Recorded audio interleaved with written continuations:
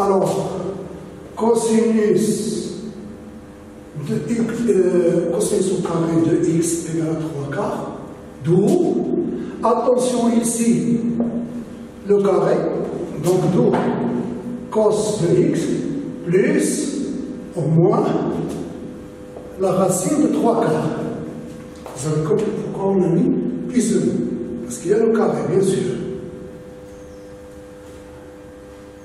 Donc, cos x égale racine de 3 sur racine de 4 qui est 2, ou cos de x égale moins racine de 3 sur 2. Donc vous voyez bien que nous avons trouvé deux valeurs concernant le cos. Alors la question laquelle on va choisir, ou bien, il se peut qu'on choisisse parfois les deux valeurs. Mais ici, puisque,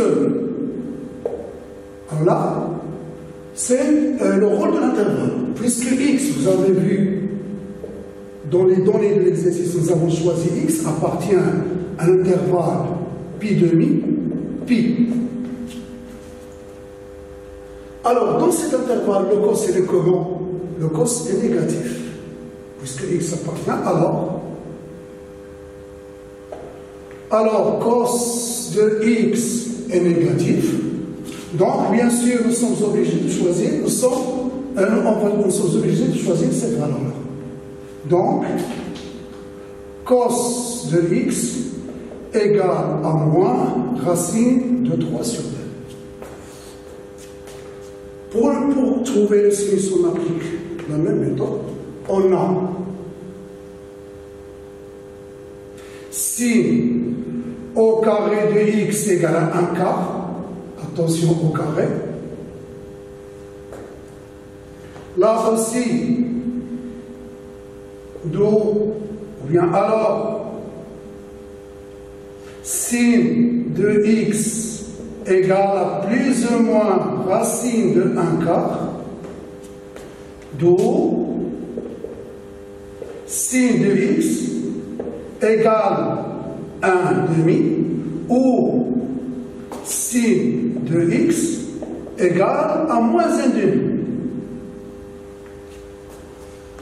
Alors on retourne à notre intervalle, nous avons x, on a x appartient à l'intervalle pi demi, pi,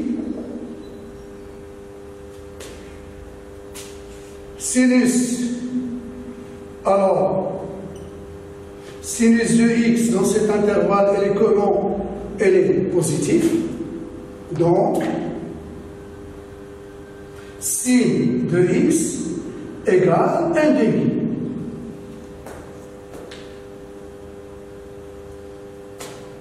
Alors, vous voyez bien qu'il faut très bien connaître le signe du cos et du sinus sur, bien sûr, sur tout le cercle. Alors maintenant, on va déterminer la valeur de tangente. On a tangente de x égale sinus de x sur le cosinus de x. Ça, c'est un petit rappel. Alors, tangente de x ici égale, notre sinus égale à 1 demi, voilà, sur le cosinus qui est racine de 3 sur 2.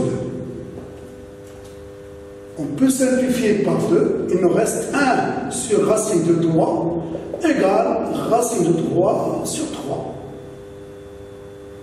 Alors là, vous voyez bien que lorsque j'ai écrit 1 demi, je n'ai pas fait attention au cosinus. Or, le signe de notre cosinus, il est comment? Elle est négative, donc j'ajoute le moins. Faire attention. Et là, c'est moins, et là, c'est moins. Donc, notre tangente de x, donc tangente de x, égale à moins racine de 3 sur 3. Voilà, c'était exercice d'application 1. Exercice d'application 2. Alors, exercice d'application 2, factoriser. Alors, factoriser, on va l'appeler x1 cos au cube de x plus sinus au cube de x et x2 cos au cube de x moins sinus au cube de x.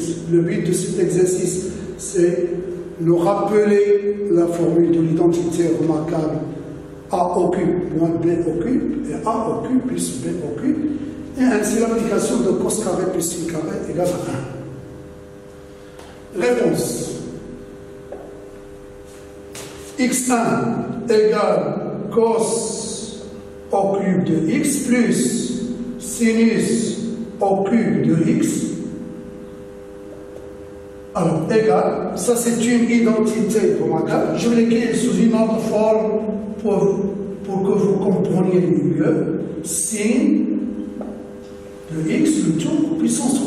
Et là, vous voyez bien l'identité remarquable a au cube plus b au cube. Je vous rappelle que a au cube plus b au cube égale à a plus b, facteur de a carré, moins a fois b plus b au carré. C'est ce qu'on va appliquer ici. A, c'est le cosinus de x, donc je l'écris égale cos de x plus sinus de x, facteur cos carré, voilà, cos carré de x. Attention, puisqu'il y a ici plus, là on va mettre moins cos x multiplié par sin x et plus sin carré de x. Voilà. Alors là, vous voyez bien que j'ai cos carré, et là j'ai plus sin au carré, ça donne 1. Donc ça donne cos x plus sinus de x, multiplié par 1, moins cos x multiplié par sin x. Et voilà.